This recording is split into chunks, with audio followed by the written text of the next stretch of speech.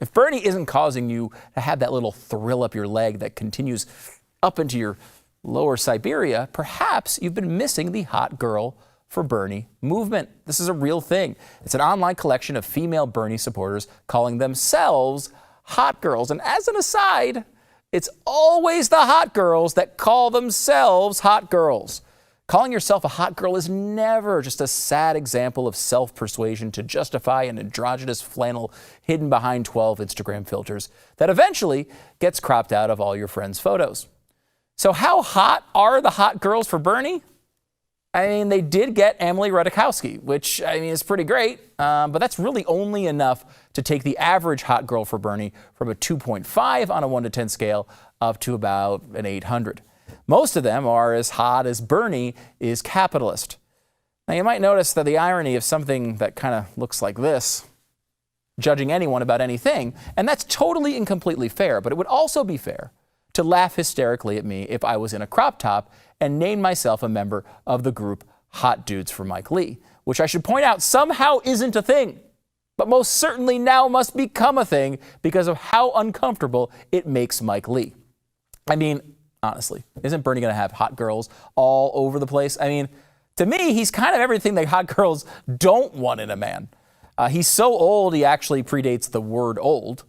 He's not exactly attractive. I mean, he would look good in a crop top at a meeting for Hot Dudes for Mike Lee. I'll give you that. I'll grant that to you. But he's miserable. I mean, the man hasn't been happy for a consecutive 3-minute period in his entire life, except, of course, when he's at his timeshare in Stalingrad.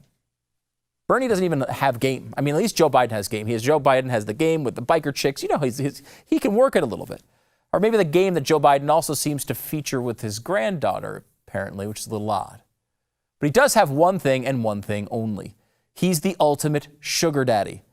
Bernie is just another example of a long-lasting tradition. An older, rich, powerful man somehow attracts a woman he has no right being with. Now, I'm definitely not saying he is having affairs or that he owns spectacular vacation homes and travels on private jets. I am just simply saying 2 of those 3 things. Unfortunately, when you look at Bernie Sanders, you can't get the ladies to agree to feel your burn for a couple $1,000.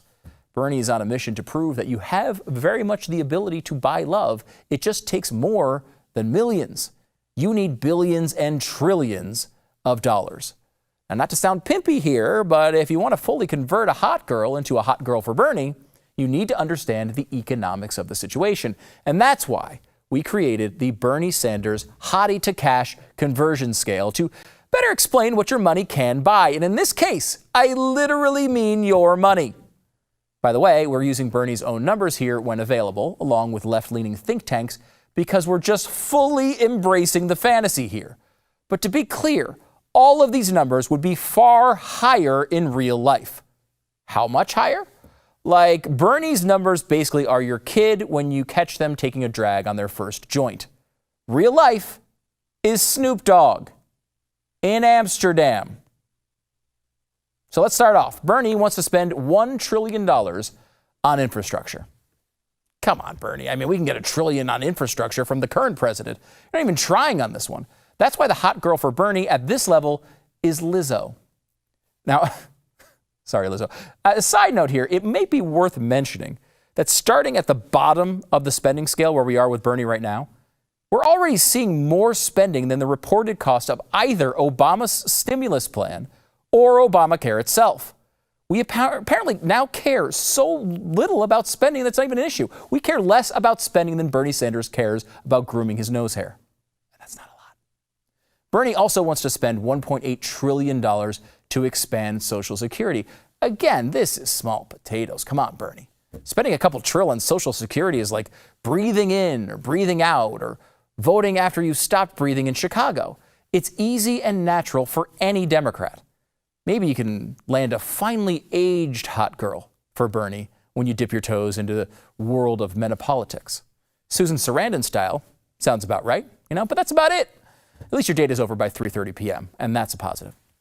No offense to the silent generation here, but Bernie's a little bit more of a creepy professor slipping into the Instagram DMs of one of his students. It's his vibe. So how about $3 trillion to forgive all student loans and guarantee free public college tuition? This level, you're getting the hot girl at the college party to introduce you to her mediocre-looking friend. Look, she was just as popular in middle school, became a little jaded and angry in high school, and is now kind of part of the group in sort of a nostalgic yet charitable way. She spends most of the time trying to get her friends to leave. Now, in about 10 years, she'll turn conservative and meet her soulmate at a local meetup of hot dudes for Mike Lee. Now, for something really to burn, you got to turn up the heat. And that's what I'm talking about. I'm talking really hot, scorching. Wipe out the entire population hot. That's right. We're talking 0.9 degrees Celsius over a century hot. Bernie wants to spend $16.3 trillion on his climate plan. Now we're talking. I mean, for every other politician in modern history, this would land you a princess that breaks up a royal family and destroys a fantastic legal drama on USA Network.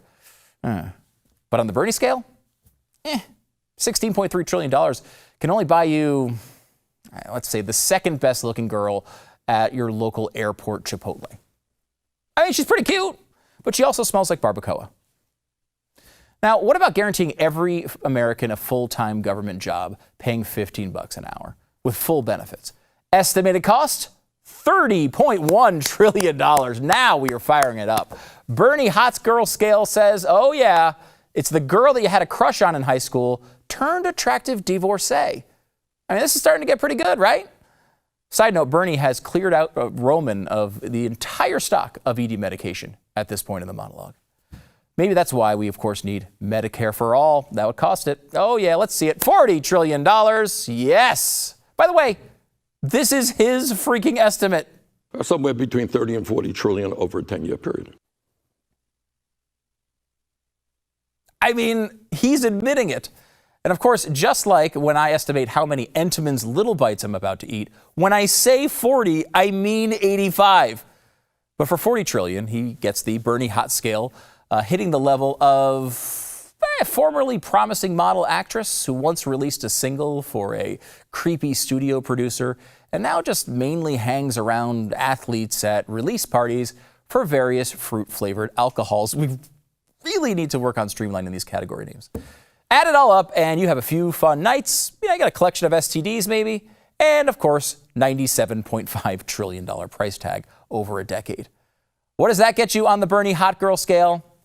Now that gets you Emily Ratajkowski. I mean, if you're watching this and not listening to the podcast, you would know.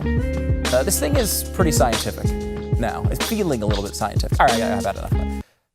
I mean, we can play more of it later, but not right now. Well, it might be hard to utilize your brain after I've been talking about Emily Ratajkowski. Remember a few things. Remember the fact that Bernie Sanders is the Democratic frontrunner. Remember that he wants to spend at least $97 trillion of your dollars. Remember that not so long ago, Democrats used to get mad when we called them socialists.